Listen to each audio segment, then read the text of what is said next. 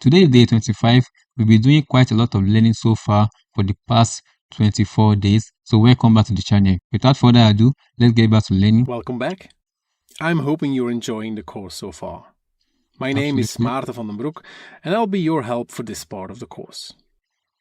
Custom columns are one of the most flexible tools you will use in Power Query. By using them, you will be able to modify your tables almost like an Excel spreadsheet. In this lesson, we'll also start to learn a little bit about the heart of Power Query, M language. Custom columns are an extremely flexible tool in Power Query. They allow you to modify your queries by writing in a simple scripting language called M language, which comes from Data Mashup. This is somewhat similar to DAX language, but has some key differences, such as the fact that it is case sensitive. We'll learn more about M in the next lesson. Previously, you learned to apply numerical transformations such as adding a constant value to your column, but it wasn't possible to sum up two columns into one new column. However, by using custom columns, you are able to do this and much more.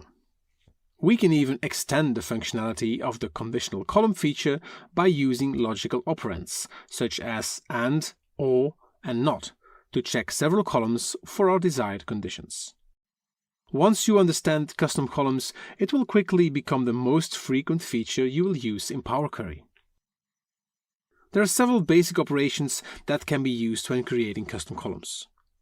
You can use basic arithmetic operations to combine numerical columns together by adding, subtracting, multiplying, dividing, or exponentiating them.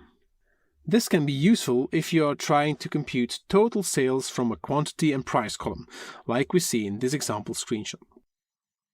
Text columns can be concatenated together with the ampersand operation. This will work similarly to the merge columns transformation you learned earlier.